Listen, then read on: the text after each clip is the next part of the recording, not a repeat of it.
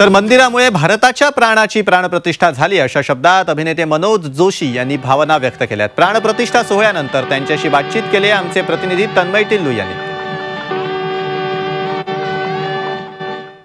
Sir, कसं वाटलं आज रामलल्लाचा प्राणप्रतिष्ठा सोहळा पार पडलाय?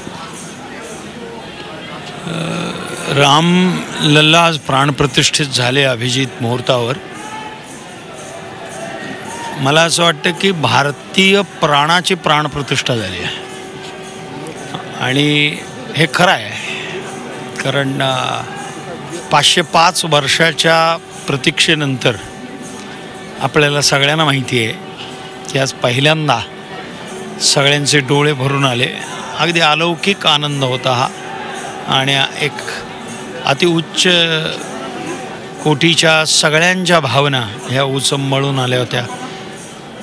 सगळ्यांच्या डोळ्यातून आनंदाश्रू वाहत होते, कारण 90चा तो काळ पण आम्ही तर लहान होतो सगळे, आपण तोही काळ बघितला आहे। त्या कारसेवेमध्ये मीही धावलो होतो, त्यामुळे त्या भावना ज्या आहेत ना त्या शब्दात नाही वर्णन करू शकत। तर एकच सांगेन की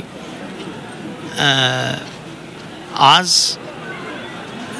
या मंदिरानं खूप काही साध्य केलं आहे। नुसतं फक्त मंदिर स्थापित नाही झाला की इतक्या वर्षाच्या सगळ्यांच्या भावना, जसं रामानं सगळ्यांना एकत्रित केलं तसं या मंदिरानं सुद्धा भारतीयत्वाला, भारताला जसं रामाने सगळ्यांना एकत्रित केलं होतं तसं मंदिराच्या उद्देशानं सुद्धा आज संपूर्ण भारत एकत्रित झाला आहे।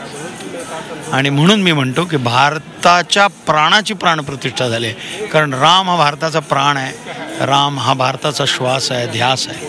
कॅमेरामन विद्याधरसह मी तन्मय टिल्लू, अयोध्या।